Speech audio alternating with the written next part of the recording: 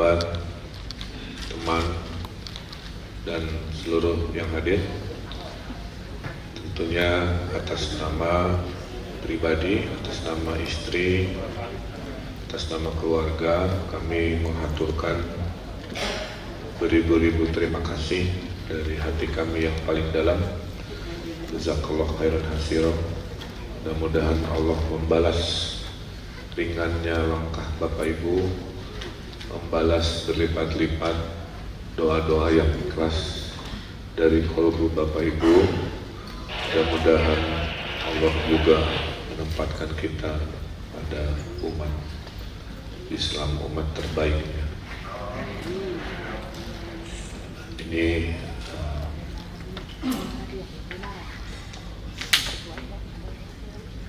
pengantar pertama saya selama kejadian, jadi mohon maaf kalau mungkin agak terbata-bata. Yang pertama,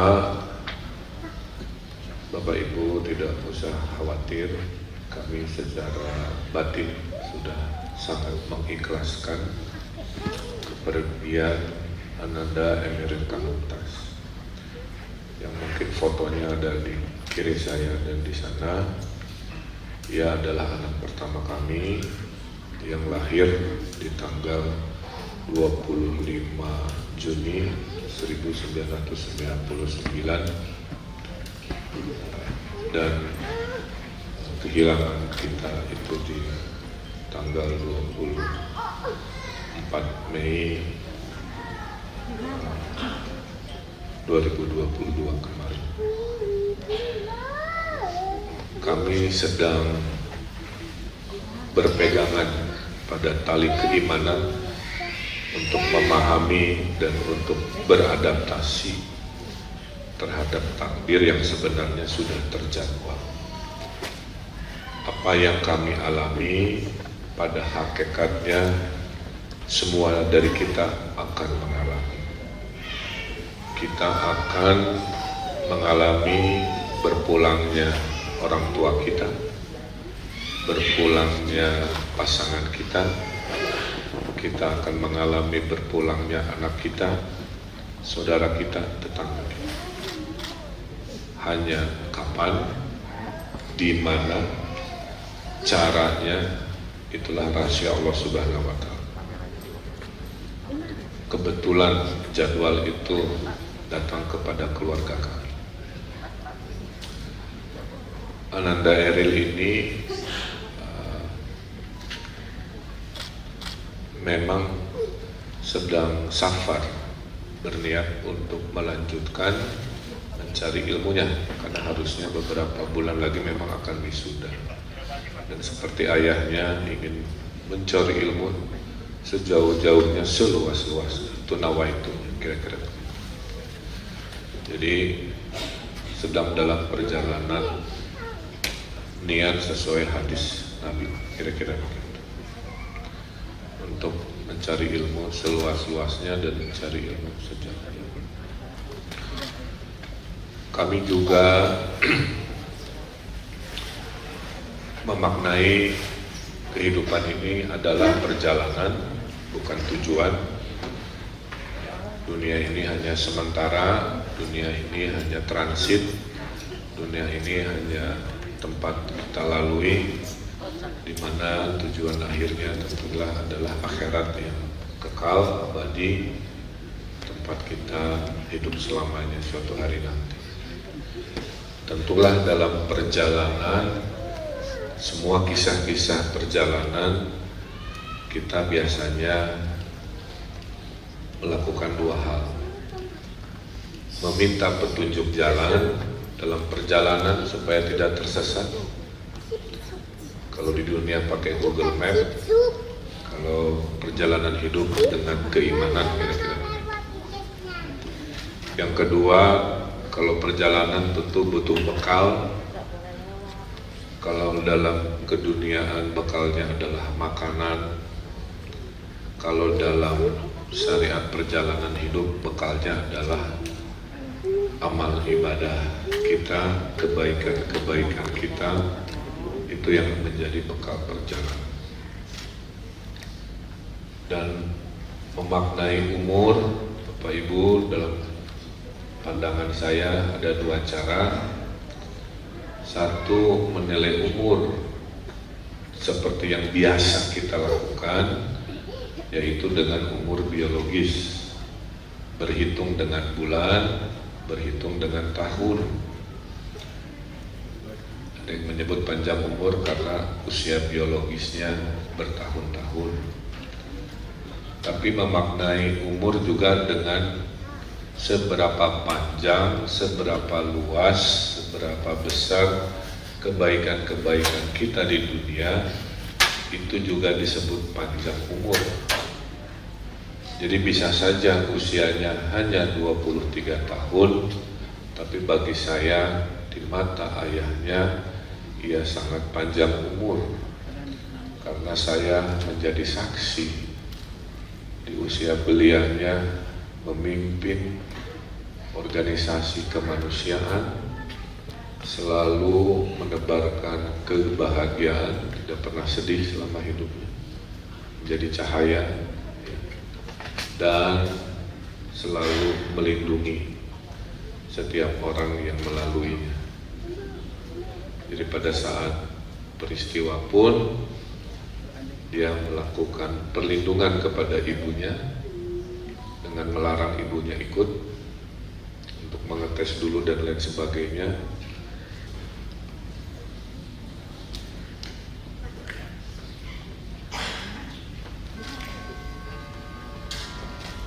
Jadi ya itulah karakter anak kami sampai detik-detiknya pun jiwa menolongnya menyertai akhlak. Itulah kami juga awalnya kaget melihat begitu banyak doa, harapan dimunajatkan baik oleh orang yang dia kenal, justru mayoritas oleh orang-orang yang tidak kenal. Saya tidak berani baca berita bersama keluarga karena sudah fokus mencari. Saya ngintip-ngintip aja gitu ya. Tapi kemanapun saya intip ya beritanya tentang almarhum anak saya yang luar biasa. Akhirnya saya berpikir, mungkinkah doa-doa, pengajian-pengajian sampai dari desa-desa sampai ulama-ulama di Palestina, saya juga kaget mendoakan. Mungkin buah dari bekal tadi yang saya tidak selalu ikut. Mungkin itu buah dari malam-malam hujan-hujan bawa bantuan ke duafa-duafa. Mungkin itu buah dari kemuliaan akhlaknya. Mungkin jutaan doa ini juga adalah berkah dari orang-orang yang pernah merasa diselamatkan, dilindunginya dalam keseharian. Kami begini karena kami masih menggunakan logika dunia, bahwa logika dunia mengatakan siapa yang datang duluan, ya perginya duluan. Siapa yang datangnya belakangan, harusnya pulangnya juga belakangan. Tapi rahasia kehidupan tidak matematis. Ini adalah contohnya. Anak saya datang belakangan, tapi berpulangnya terlebih dahulu. Nah, oleh karena itu memang sangat pedih ya, dan sangat sedih jika mendapati orang tua ditinggalkan anak terlebih dahulu. Kalau istri ditinggal suami, itu ada istilahnya, disebut janda. Kalau suami ditinggal istri, ada istilahnya disebut duda. Kalau anak ditinggal ayahnya, ada istilahnya namanya yatim. Kalau anak ditinggal ibunya, ada istilahnya namanya piatu. Tapi kalau orang tua ditinggal anak, tidak ada istilah, tidak ada dalam kamus. Jadi menunjukkan ya betapa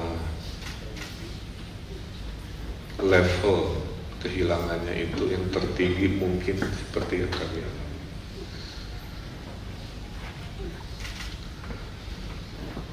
Itu hikmah yang sedang kami hadapi.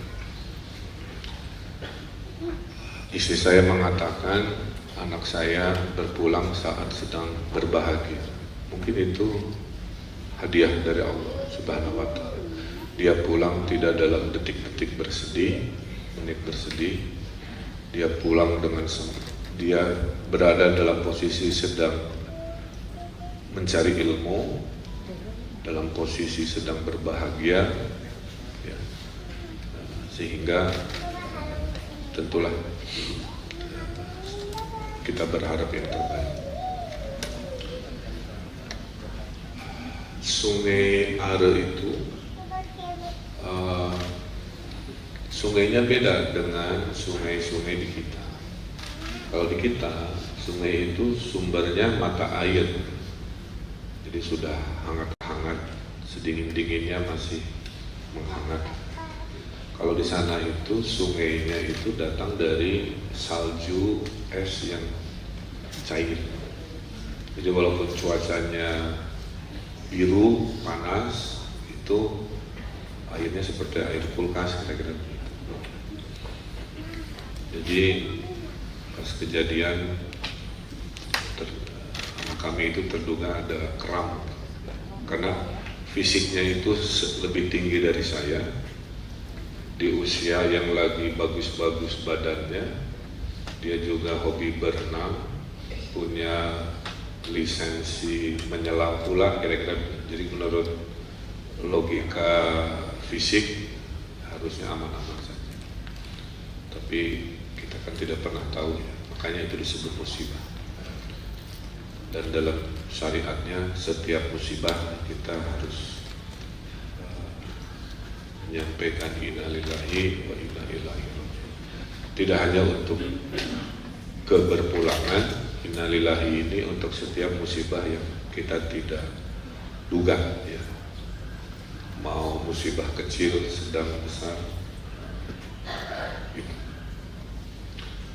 Nah, jadi kembali lagi kalau ditanya, kami sudah ikhlas ya, sebagai seorang ayah yang takdirnya pada saat anak berpulang, saya sedang memimpin umat 50 juta manusia, maka tidak mudah bagi saya untuk membagi waktu. Di satu sisi saya ayah dari seorang anak, di sisi lain saya sudah bersumpah mengurusi 50 juta manusia Jawa Barat yang tentunya butuh keputusan-keputusan pemimpin seperti saya. Ya itulah mungkin ujiannya. Seperti kita sekolah, level ujiannya beda-beda. Mungkin ke saya ujiannya soalnya lebih banyak, lebih sulit ya. Makanya doa saya selalu, ya Allah, saya tidak minta dimudahkan urusan hidup saya, tapi saya minta selalu dikuatkan punggung dan bahu saya, karena pasti akan mendapati ujian-ujian yang akan besar lagi. Tapi hati kami menjadi ringan dengan melihat doa-doa yang dialirkan tadi ya, baik yang terekam beritanya maupun yang tidak terlihat, maupun di hati masing-masing yang mungkin terkoneksi karena apa yang kami alami sangat berhubungan mungkin dengan keseharian juga para orang tua, kira-kira begitu. Sesuai syariatnya kami berikhtiar, saya tiap hari selama 7 hari jalan kaki 5 kilo, 8 kilo menyusuri sungai itu dengan berharap bisa segera bertemu. Namun standar hukum di negara itu adalah 7 hari pencarian intensif. Setelah itu pencarian rutin, status hari ini, nanti status hukumnya itu 1 tahun, baru dinyatakan sudah tidak eksis lagi atau bagaimana. Tapi secara syariat, karena kita sudah ikhlas, kita melaksanakan apa yang kita laksanakan sholat gaib. Kalau setelah sholat gaib berkat doa-doa kita ada takdir lain, maka syariat akan mengikuti. Karena sholat gaib ini fardu kifayah, yang artinya adalah doa. Mendoakan itu bisa oleh siapa saja, bisa diwakilkan oleh siapa saja. Jadi kesimpulannya, walaupun kita sudah melakukan seperti ini, proses ikhtiar pencarian itu akan terus kami lakukan sampai batas waktu yang tidak ditentukan. Makanya harapan kami, kalau Bapak Ibu masih ada keikhlasan, kalau masih ingat, teruslah berdoa sampai takdirnya afdol seperti yang kita harapkan, kira-kira begitu. Dan terakhir dari saya, akhirnya saya menyadari bahwa bumi Allah ini sangat luas, jadi tidak perlu merisaukan kita lahir di mana dan kita harus berpulang di mana. Semua itu adalah bumi milik Allah Subhanahu wa Ta'ala. Tidak harus dibatasi oleh wilayah politik negara, wilayah paspor dan sebagainya. Dimanapun adalah bumi Allah Subhanahu wa Ta'ala. Jadi anak saya lahir waktu kami juga sedang mengembara, lahir di New York, ya, dalam keadaan sulit dulu. Ya, saya ada masalah dan sebagainya, tapi alhamdulillah bisa lahir dengan selamat dan berpulang di negeri orang yang tadinya asing gitu ya, tapi dengan syariat bahwa semua bukit, gunung, laut, sungai adalah bumi Allah, maka kami pun pada dasarnya tenang, tidak usah memaksakan diri harus bagaimana. Nah, itu mungkin kronologis isi hati kami dan permohonan kami. Dan terakhir, kami mohon maaf atas nama almarhum jika mungkin semasa hidupnya barangkali ada yang berinteraksi, ada hal-hal yang kurang berkenan dari kata, tindakan atau apa.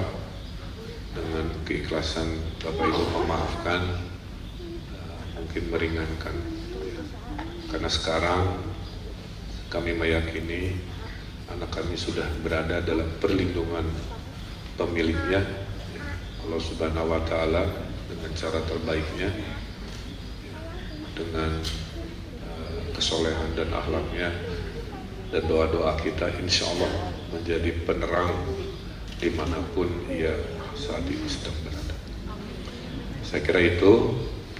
Sekali lagi jazakallah khairan katsira atas segala kehadirannya, dan tentunya atas nama keluarga kami mohon dibimbing doa oleh Ustadz Adi Hidayat yang sudah hadir. Mudah-mudahan doa yang dibimbing oleh Al-Ustadz Adi Hidayat bisa meringankan rohnya, jasadnya, dan juga meringankan kami yang sudah ikhlas seikhlas-ikhlasnya melepas kepergian hamba Allah yang dititipkan kepada kami. Karena pada dasarnya anak kita itu titipan. Pada saat pemiliknya meminta, tentu sebagai tempat penitipan, walaupun berat kita harus ikhlas mengembalikan kepada pemilik. Itu saja yang bisa saya sampaikan. Kurang lebihnya mohon maaf. Allahumma muwaffiq ila aqwamit thoriq. Billahi taufiq wal hidayah. Wassalamualaikum warahmatullahi wabarakatuh.